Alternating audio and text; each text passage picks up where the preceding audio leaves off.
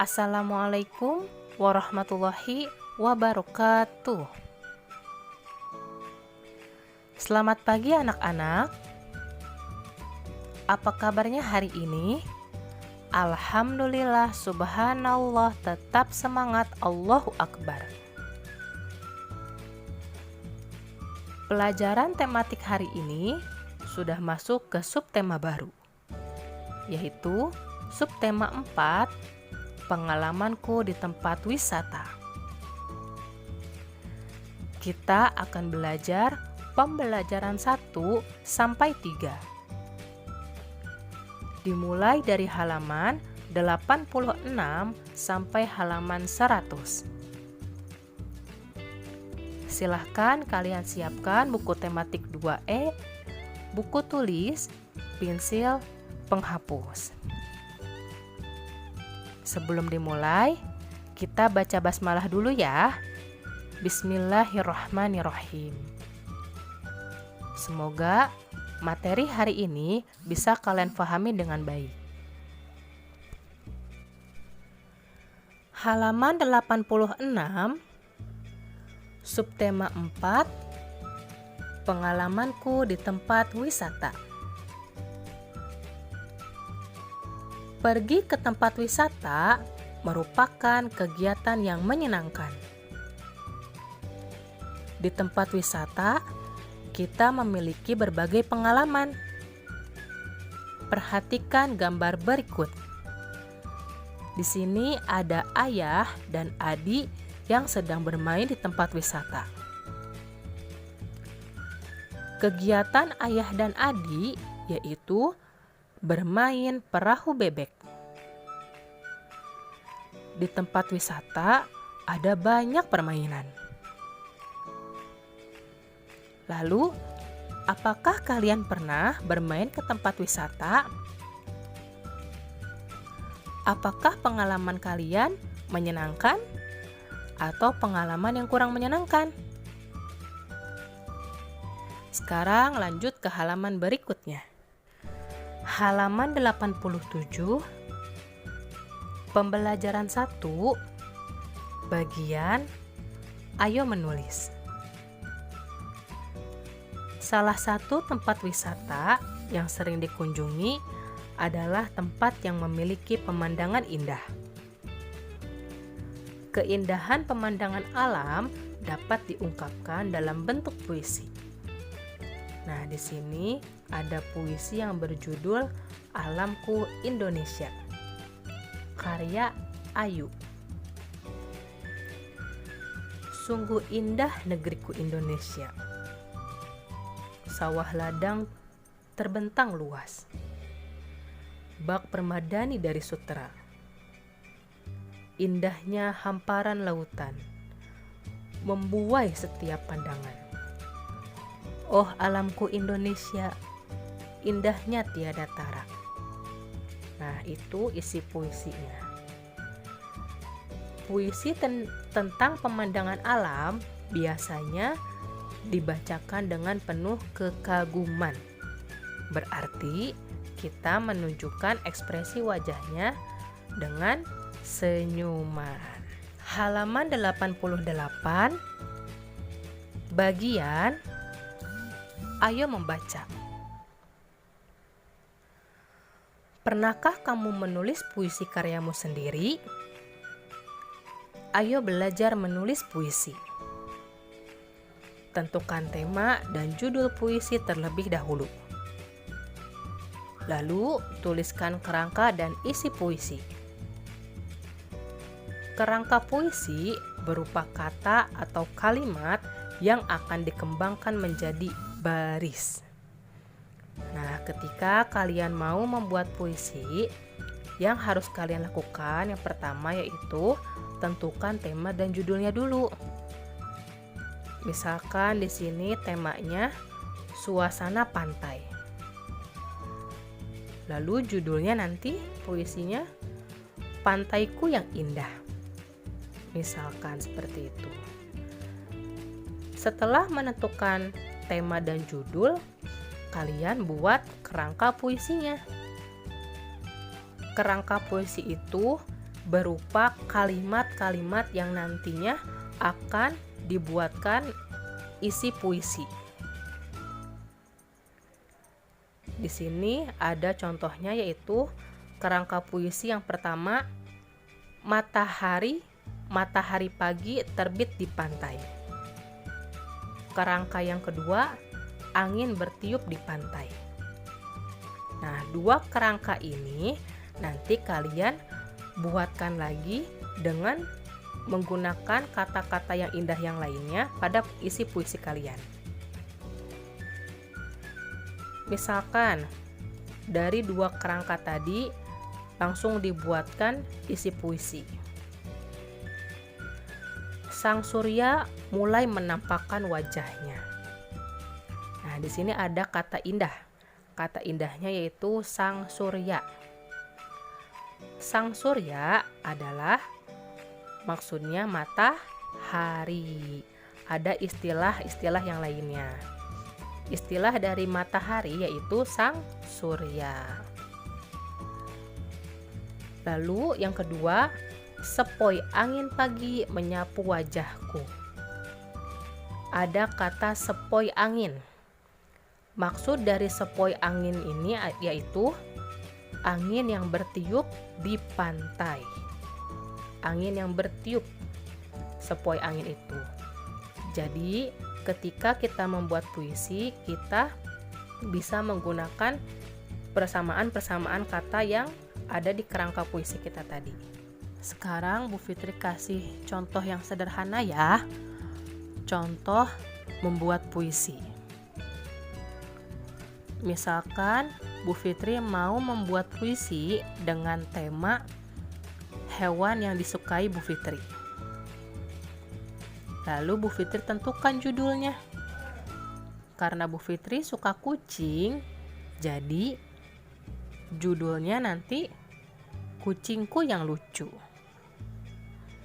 Nah, setelah menentukan tema dan judul, Bu Fitri membuat kerangka puisinya. Ciri-ciri kucing kan lucu, bulunya lembut, suaranya meong-meong, bola matanya bagus. Nah, itu 4 ciri-ciri kucing yang Bu Fitri suka, Bu Fitri jadikan kerangka puisi. Setelah dibuatkan kerangka puisi, Bu Fitri buatkan isi puisinya. Jadi puisinya seperti ini. Kucingku yang lucu, bulunya lembut bagaikan sutra. Meong-meong suaranya merdu, bulat bola matanya. Aku sayang kucingku. Nah, misalkan puisinya seperti itu. Nanti kalian bisa latihan membuat puisi dibantu oleh ayah atau ibu di rumah ya. Halaman 89, bagian Ayo Mengamati. Nina dan teman-teman berwisata ke pantai. Di pantai, mereka melihat banyak cangkang kerang berserakan. Cangkang kerang dapat dimanfaatkan sebagai bahan kerajinan. Misalnya, seperti benda-benda berikut. Karya kerajinan tersebut dibuat untuk dipajang atau digunakan sebagai hiasan. Karya kerajinan hiasan biasanya lebih mementingkan keindahan dibandingkan kegunaannya. Amatilah gambar berikut. Nah, di sini ada 4 gambar karya kerajinan yang dibuat dari bahan yang berbeda-beda. Ada yang dibuat dari bahan alam dan ada yang dibuat dari bahan buatan. Gambar yang pertama ada karya kerajinan bunga yang dibuat dari kertas origami. Nah, ini dibuat dari bahan dibuat dari bahan buatan, bukan dari bahan alam. Lalu gambar yang kedua ada guci. Guci dibuat dari bahan alam. Bahan alamnya yaitu tanah liat. Lalu gambar yang ketiga ada karya kerajinan dari cangkang kerang. Nah, kerajinan dari cangkang kerang ini termasuk dibuat dari bahan alam. Ya, termasuk terbuat dari bahan alam. Karena cangkang kerang diperoleh dari alam. Gambar yang keempat, gambar boneka ini dibuat dari kain wol. Nah, boneka ini dibuatnya dari bahan buatan. Seperti itu ya. Lalu yang bagian bawah, ayo berkreasi. Sepulang berwisata, Nina ingin membuat kerajinan dari cangkang kerang. Nina menggunakan bahan bekas yang ada di rumah. Ayo kita lihat kerajinan apa yang dibuat Nina. Di sini Nina mau membuat kotak tisu. Lalu alat dan bahan yang Nina siapkan yaitu kardus sepatu bekas, lem, gunting, cat warna, kuas, dan cangkang kerang. Cara membuatnya, yang pertama yaitu buatlah lubang memanjang di bagian tutup kardus untuk tempat mengambil tisu.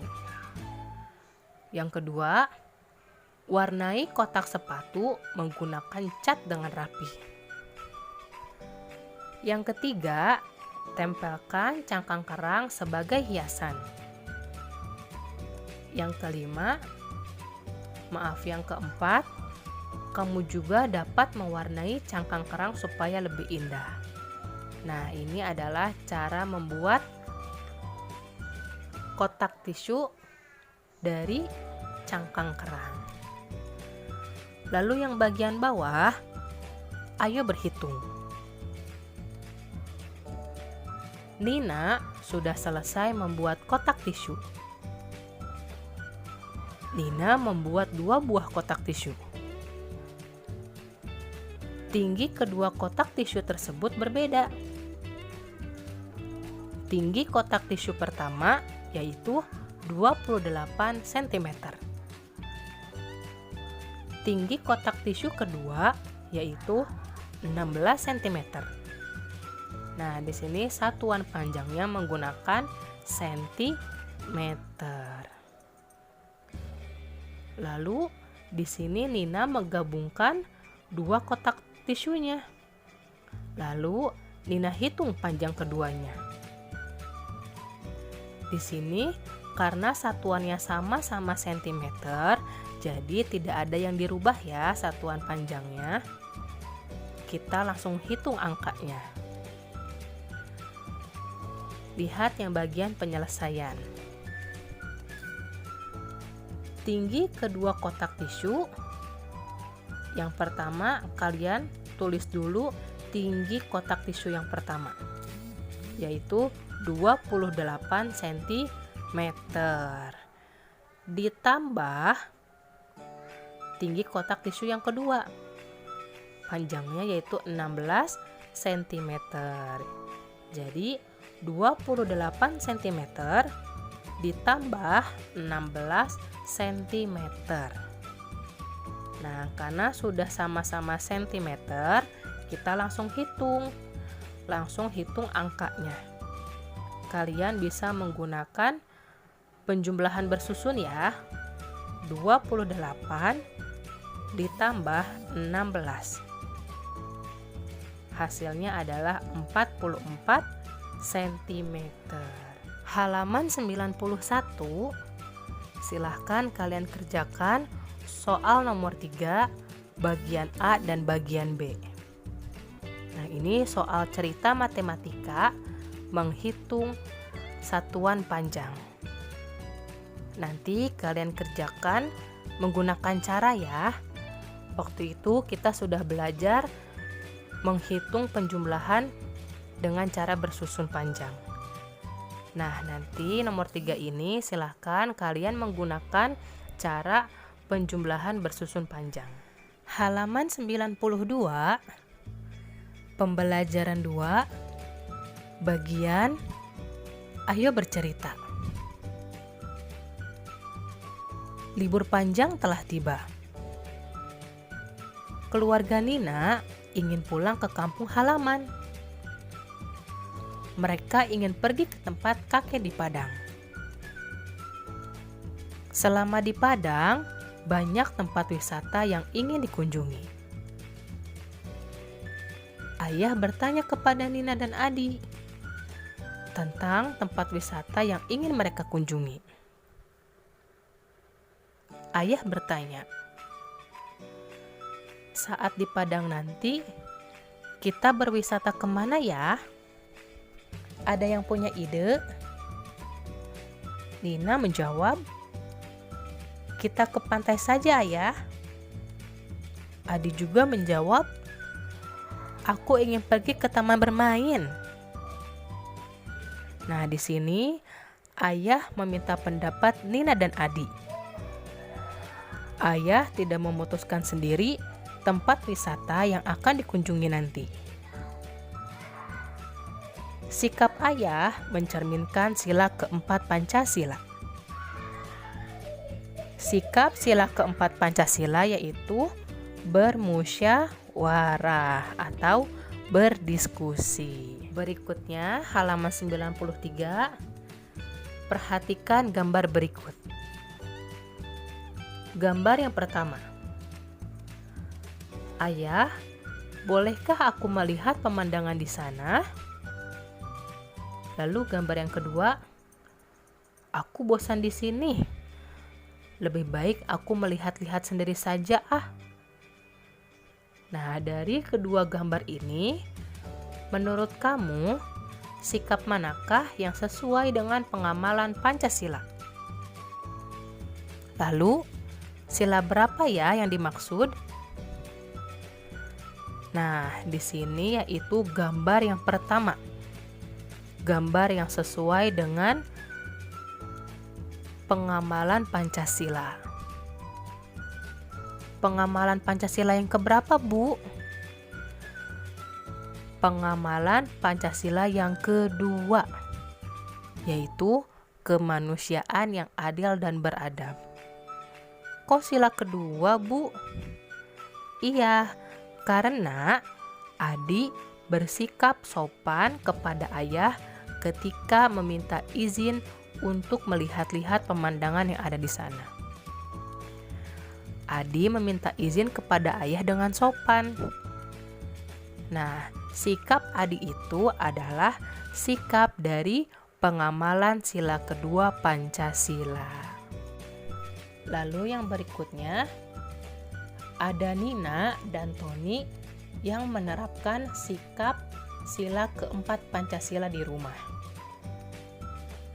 Sikap Nina yaitu, aku selalu memberikan kesempatan kepada adik untuk berpendapat. Aku juga tidak pernah mengejek pendapat adik. Nah, karena sikap sila keempat Pancasila, salah satunya yaitu menghargai pendapat orang lain dan memberi kesempatan orang lain untuk berpendapat. Lalu, sikap yang dilakukan Tony di rumah, tugas membersihkan rumah dibagi dengan bermusyawarah. Aku melaksanakan hasil musyawarah dengan senang hati. Nah, sikap Tony ini mencerminkan sila keempat Pancasila yaitu menerima hasil musyawarah dengan senang hati. Dan supaya membagi tugasnya adil, Tony dan keluarganya bermusyawarah terlebih dahulu. Untuk halaman 94 dan 95, Bu Fitri lewat ya, karena kita sudah belajar, sudah membahas beberapa kali tentang puisi dan menemukan makna kata-kata indah dalam puisi. Kita langsung ke halaman 96. Halaman 96, silahkan kalian kerjakan soal nomor 2. Kalian kerjakan soal nomor 2, mencari 3 contoh penerapan sila keempat Pancasila di rumah. Halaman 98, bagian ayo mengukur. Di kebun binatang, Made melihat banyak hewan. Salah satunya adalah jerapah. Jerapah adalah hewan paling tinggi. Tinggi pundaknya bisa mencapai 3 meter. Panjang lehernya bisa mencapai 250 cm. Berapa meter tinggi jerapah? Untuk mengetahui tinggi jerapah, kamu harus menjumlahkan tinggi jerapah sampai pundak dan panjang lehernya. Sebelum dijumlahkan, samakan satuan panjangnya. Nah, tadi tinggi pundaknya adalah 3 meter. Lalu 3 meter dirubah ke sentimeter, menjadi 300. Bu Fitri akan jelaskan cara menghitungnya. Kalian simak video selanjutnya ya. Di halaman 98, Bu Fitri akan menjelaskan bagaimana cara menghitung bilangan yang ini. Di sini pertanyaannya itu berapa tinggi jerapah? Nah, tadi kan sudah kita ketahui tinggi pundak jerapah 3 meter. Tinggi pundaknya 3 meter. Lalu supaya mudah dihitung, Bu Fitri rubah dulu menjadi sentimeter. 3 meter sama dengan 300 cm. Lalu tulis di sini, tinggi pundaknya 300 cm ditambah panjang leher. Tadi panjang leher jerapahnya yaitu 250 cm. Nah, tulis 250 cm. Ini tidak langsung kita hitung, kita uraikan dulu. Yang ini kita tulis lagi 300 cm ditambah, nah yang ini kita uraikan. 250 itu dari 200 cm ditambah 50 cm. Kalau dijumlahkan menjadi 250 cm. Lalu kita jumlahkan 300 cm ditambah 200 cm yaitu 500 cm, ditambah 50-nya kita turunkan dulu, 50 cm. Nah, di sini yang kita rubah adalah bilangan ratusannya. Di sini ratusannya adalah 500. Kalian ingat, 1 meter sama dengan 100 cm. Begitu juga sebaliknya, 100 cm sama dengan 1 meter. Karena di sini 500, jadi kalau kita rubah menjadi meter adalah 5 meter. 50-nya kita tulis 50 cm. Jadi panjang jerapah, tinggi jerapah adalah 5 meter 50 cm. Nah, ini untuk penjelasan penjumlahan ini. Halaman 100, silahkan kalian kerjakan soal nomor 2. Nah, di sini soal nomor 2 yaitu soal cerita matematika. Pada bagian A, pertanyaannya adalah berapa selisih? Berarti nanti kalian cari dalam bentuk pengurangan, karena yang ditanya adalah selisih. Yang bagian B, itu yang ditanyakan adalah berapa panjangnya berarti itu dijumlahkan. Bagian A dikurangi, bagian B dijumlahkan. Cukup sekian pembelajaran bahasa Inggris hari ini. Silahkan kalian simak dan fahami materinya. Lalu kalian kerjakan ya tugas-tugasnya. Thank you for attention. Wassalamualaikum warahmatullahi wabarakatuh.